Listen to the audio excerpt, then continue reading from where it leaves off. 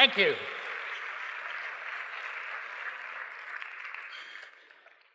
Well, as you've heard, I was the official documenting photographer for the Shroud of Turin Research Project. Shroud of Turin Research Project was the first and only scientific team ever to be given permission to do an in-depth examination of the Shroud of Turin.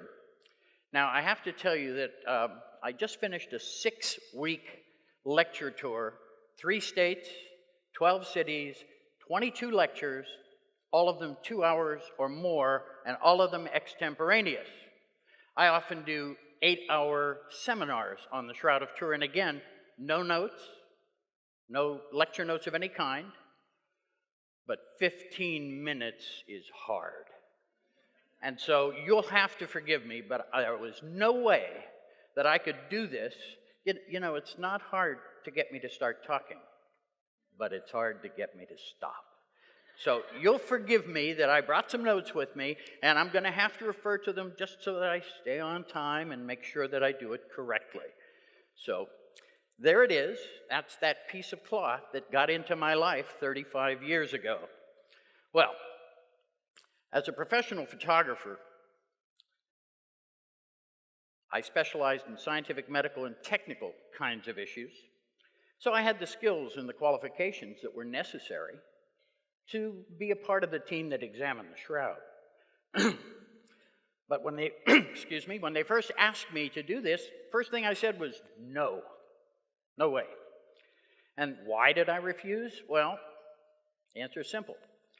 I was very uncomfortable with the subject matter because I was born and raised in an Orthodox Jewish home. Now, I want to be clear about that. I am not a practicing Jew at this point in my life, but I was for that first 13 years. Both my parents immigrated to America from Poland, and when they were little kids, just before World War II. And so my question, and the question that went through my mind at the time, was why would a Jewish man want to get involved with this, what is probably, arguably, the most important relic of Christianity? At that moment in my life, I couldn't see any benefit to being involved.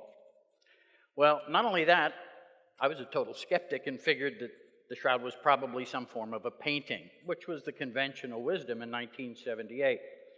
I fully expected to get to Turin, take a quick look, see the paint and the brushstrokes, and go home. I even stupidly said that publicly somewhere. And of course, for the last 35 years, I've been living to regret those words. Anyway, in the end, I viewed this whole thing, and this is terrible to admit this close to the Vatican, this was going to be a free trip to Italy. That's what I thought. But, you know, my attitude was immature because I was only 32 years old at the time. My son just turned 33, and I'm still waiting for him to grow up. So I can imagine where I can't even imagine where my head was in those days. In the end, of course, I did join the team because the image on the shroud has some fascinating properties that piqued my scientific curiosity. But I still tried to quit twice again. And in fact, as our team grew, a few men from the Jet Propulsion Labs became members of our team. One of them was a man named Don Lind, may he rest in peace. Don was an imaging expert from NASA, so he was my hero immediately. And he was the head of imaging on Voyager and Viking and Mariner and Galileo. You might have heard of some of them. So I am pretty sure that any professional photographer given that opportunity would have been honored to be a member of that team. But I remember asking Don at one point during our planning, we planned for 19 months before we came to Turin to examine the shroud. I remember asking him, I said, Don, what's a nice Jewish boy like me doing on this team? And Don, who was a good Catholic, looked me right in the eye and he said, have you forgotten that the man in question was a Jew? And I said, no, Don, that's probably the only thing I knew about Jesus, that he was a Jew. And then he said, and of course this is where Don, I think God was speaking to me through his lips, he looked at me and he said, oh, so you don't think God would want one of his chosen people on our team? And I laughed. I said, no, Don, I never thought that.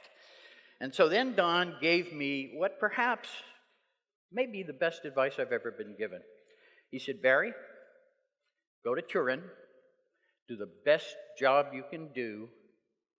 God doesn't tell us in advance what the plan is, but one day you'll know.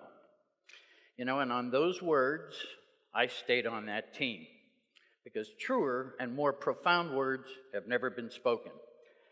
Don was right, and I've never regretted taking advice and staying on that team. Now, the tests we performed went on over the years that we did it and then evaluated it, went on to ultimately prove that the shroud was not a painting, not a scorch, or not a photograph. These were the kind of conventional wisdom things that people had, and so all the tests that we planned basically were to test for those kinds of things. At the end of our team, at the end of our 3 years, we published our work in peer-reviewed scientific journals, credible ones, I might add. Now with the internet, we have journals that are, the only thing they review is your check to make sure it clears, and they're not exactly a high standard as the ones that we had to deal with. But ideally, we went there to answer the question, how is the image formed? That was our primary purpose. And in the end, however, we could not determine an image formation mechanism that could make an image with the properties on the Shroud of Turin. Our collective work still forms the primary database of literature that exists in the peer-reviewed science that points to the authenticity of the Shroud of Turin. However, even with all that, it still took another 18 years before I was convinced. I'm not a fast sell. But in 1995, after years of actually resistance on my part, world-renowned blood expert Dr. Alan Adler, who was truly maybe the foremost blood expert in the world, and also Jewish, I might add, was on the phone with me, and he answered the final question that had kept me from accepting the shroud as authentic. I was on the phone with him. I wasn't convinced the shroud was real because the blood on the shroud is still red. And old blood is supposed to turn black or brown, sometimes just within a matter of hours. And that really stopped me. Al then looked at me over the phone. He didn't look at me, but he spoke to me and he said, Barrie, he said, I'd found this large amount of bilirubin in the blood. Now, somebody who's been tortured, like Jesus was, beaten the night before in the Garden of Gethsemane, then the next day scourged and ultimately capped with a capper crown of thorns, ultimately crucified and speared. People who have been tortured that way usually go into shock. The liver floods the bloodstream with bilirubin, and Al told me that blood of that nature stays red forever. Suddenly and unexpectedly, I realized that the last bit of evidence had come in, and I had no choice but to accept that the shroud was authentic. I immediately kind of remember, I was a big Arthur Conan Doyle fan when I was young, and I remember Conan Doyle once said through the lips of Sherlock Holmes, if you eliminate all the possibilities, whatever remains, no matter how improbable, is most likely the truth. Then I remembered Occam's razor. Occam's razor is that the simplest answer is most likely the correct one. So I was left with only one conclusion, that this cloth could only be the authentic burial shroud of the historic Jesus. It was even a surprise to me. I was shocked. Because after all those years of resistance, you think, well, I'm finished with this. That wasn't to be the case. Now, over the years, over all those years, I'd noticed that the media reports on the shroud were often misleading or even completely false. And I'd been privileged to study it firsthand. And I had access to what I ultimately realized was inside information. So I knew the truth about the shroud. And because of my media experience, I knew better than to believe the nonsense I was reading in the paper. Now, there were probably 1 billion people on this planet who had more right to be in that room than I did. And yet, there I was in 1978, God dragging me, kicking and screaming, keeping me on that team. And at that moment in time, I realized that it brought with it a great responsibility, this privilege I had been given. And it was something of an epiphany because I finally came to realize that I wasn't in that room for me. I was in that room for you. Now, I knew the truth about the shroud and was frustrated because my Christian brothers and sisters were not getting that truth. And to me, all of our team members had always been doing this simply about the truth. Now, in 1996, I got a phone call, and I apologize to the interpreter, this isn't in the script. I got a phone call from a friend, and my friend said, "You know that shroud thing that you're involved with?" And I said, "Yeah, I know that shroud thing that I'm involved with." And he said, "Well, you know, it turns out that's a photograph made by Leonardo da Vinci." Leonardo da Vinci. And, I'm not an expert in history. We had some real historians that we worked with, and I always left it to them. But I remember saying to him, at first I thought he was joking, but then I realized he was serious, so I said, "Excuse me, but where did you get that information?" And he said, "Well, my wife and I were checking out at the grocery store, and there on one of the counters was a tabloid, the Inquirer. And I had this epiphany, as I mentioned, and I realized that the public just doesn't have access." So, at that moment in time, I built Shroud.com, which has since become the oldest, largest, and most extensive resource on the internet. We just celebrated our 17th anniversary, and although that says 3.8 million, we're well over 4 million since I wrote this, put that slide in this lecture. And so we had our 17th anniversary this year, and I also got about, I'm thinking 1,000 emails a day now, some days a little less. I was on CNN a few weeks ago, a couple thousand emails came in, so it's turned into a full-time job. Anyway, and as a matter of fact, people often say, "Hey, you're number one on Google." And my answer is always the same. We're 5 years older than Google. Because we are. Most importantly, I guess, now I realize that this work is the fulfillment of that obligation that I felt that came with the great privilege that I was given in 1978. And in the end, it's also become my legacy. I've had a long career and done a lot of stuff. But it's come and it's gone, and it really means nothing.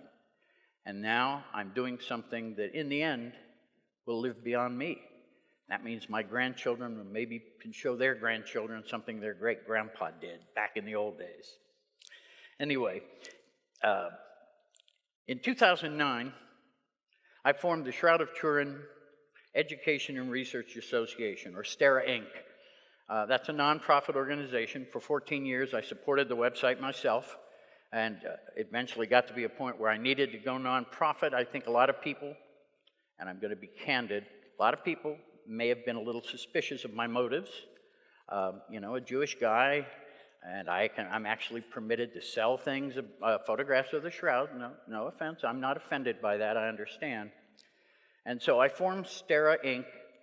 to help preserve this information, to support the website, so that in the future researchers will have the opportunity to have access to the materials that we collected and I've collected since, so that future research on the shroud doesn't have to start from scratch again.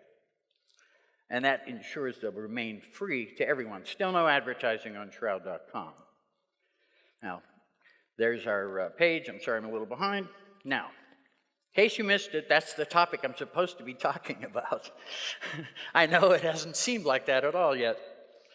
Now, the problem I have is that I'm not really a scientist myself. I'm a technical photographer. So I cannot speak for the world of science in general in addressing this issue. Although I personally believe, and this is my personal point of view, that science is simply man's attempt to understand God's creation. That's the way I see it. So in this particular lecture, I can only share my personal point of view with you about this specific project, and that's how I used to look. Notice that there was a lot more hair. Well, I still have a lot, it's just slid down the back a bit. And it has changed color a tad. So, I can start by telling you that, first of all, the church was very gracious from the first day. and in no way interfered with our scientific work. They even allowed us to own and keep the data we collected, which is why I'm permitted to make copies and make photographs of the shroud available. But the STIRP team member who really put it into the right words was Dr. John Heller, also gone now. He put it far more eloquently in his 1983 book about our team, and I'm just going to quote him. He said, "Though it was believed that there would be a confrontation between science and religion, none occurred. Rather, the relationship was harmonious and synergistic." So there was never a conflict between our team and the authorities in Turin or faith in general. Now, I'm sure that's an important part of why our team, in the end, was so successful. Now, in the end, however, I consider myself kind of a living example of religious freedom and scientific research. In my 35-year involvement with the Shroud, I've always been treated with great respect by not only Christians, but Muslims and Jews alike. All have shown an understanding and a consideration of my position, somewhat unique, I might add. And even the atheists and skeptics that I often will debate on TV shows and radio shows show a grudging respect for me. I guess they have come to understand that I'm only telling the truth. Ironically, I now teach a course at the Athenaeum. Imagine that, a Jewish man teaching future priests about the Shroud of Turin. Thanks, Father Guerra, I know you're out there somewhere, the man who organized this event. Although he did come to my house and spend 3 days there checking me out. I'm sure he did, and you can ask him later. Anyway, but the story doesn't really end there. Shortly after building the website and stating publicly that I believed the Shroud was authentic, based on the scientific evidence, people started asking me a new question. And you know what that question was? What do you believe? They were asking about my faith. Well, at age 50, I was forced, for the first time as an adult, to confront my own beliefs about God. I'd walked away from Judaism when I was 13. That's me. That's my bar mitzvah picture, you know, the one that mothers hang on their walls to this day. 55 years later, it's still hanging on my mother's wall. But at age 13, I walked away from Judaism and never looked back. God was not a part of my life. I never even thought about religion. Now, at age 50, I was being forced to confront that which I had avoided most of my adult life. Now, I was raised in a very traditional Orthodox Jewish home. Both my parents, born in Poland, grandparents lived with us, 2 sets of dishes, 2 sets of silverware, Orthodox Jewish home. And so I had to look in my own heart for the first time. And I had rejected all that before, but I did look into my heart, and to my shock, I found that God had been there all along, just waiting for me to look and acknowledge him. So, with that knowledge, I'd rediscovered my own faith. It only took, 50 years? Better late than never, I guess. And it's still hard for me to believe that 35 years have passed, and now I'm called an expert on the Shroud of Turin. How did that happen? This was not my idea. I didn't decide to do this. Like I said earlier, I was dragged along kicking and screaming. I didn't want to do this. And yet, here I am. I'm standing in the Vatican addressing this audience. Unbelievable. Of course, over the years, the Shroud has brought me to places I never thought I would be. Last year, I lectured on the Shroud of Turin in the little village in Poland where my mother was born. Now, ironically, that little village in Poland has this little Catholic church, and my mother left at age 7, and when I asked her, before I went to that village to kind of find my roots, I said, "What do you remember of that village?" And that little girl, that little Jewish girl, her fondest recollection of the little village of Wiśnice in Poland was the Catholic Church that was down by the river. So last year I lectured in that church and called her and I said, "Where do you think I am?" She said, "Well, you're in Poland." I said, "No, but where specifically?" "Well, I don't know. I'm in that little church that you remembered." Now, what an awesome opportunity. And yet, none of that could have happened if it weren't for the Shroud of Turin. Later this year, I'm going to make my first trip to Jerusalem. Now, for years, my friends and colleagues have all said to me, "Barrie, when are you going to go to Israel?" And my answer has always been the same. If God wants me to go, he'll arrange it. Well, ironically, I'm going to jump ahead. Ironically, guess who's the one who arranged it? And isn't it ironic for a Jew to go to the Holy Land for the first time in his life, and it's arranged by a Catholic priest? Well, not just any Catholic priest, that one. So, I'm really honored to be a part of that, and Father Guerra is my friend and my brother, and is responsible for bringing me here. Now, I truly believe that only God would think to choose a Jewish man who had no emotional attachment to Jesus, who was a total skeptic, and with a pretty negative attitude, I might add, and put him on that team. Now, ironically, I'd learned as a child that the Jews were a chosen people. I've heard that since I was a little kid. I never felt very chosen. But now I do. Because of the Shroud, for the first time in my life, I get it. And yet, all God asked me to do, and it was very simple, tell the truth, Barrie. Now, if God had said to me, "Barrie, go out and make up stories to convince people that the Shroud's authentic," I would have failed.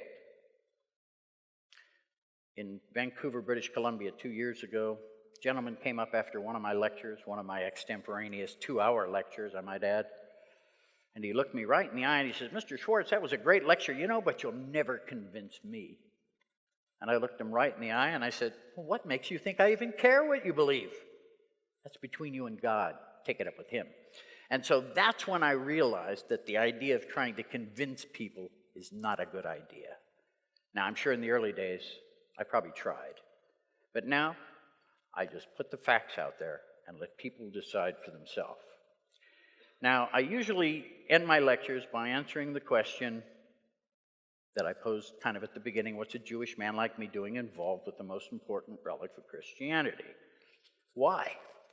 Well, it took me a long time to figure out the answer. But now it's obvious. God wanted me to do it. Isn't it funny how God always seems to pick a Jew to be the messenger? I'm the messenger. So with that thought, all I can say, how many Jews can claim that it was the Shroud of Turin that brought them back to their faith in God? I can. So with that, all I can say is, if I'm not an example of religious freedom and scientific research, I don't know what is. Thank you.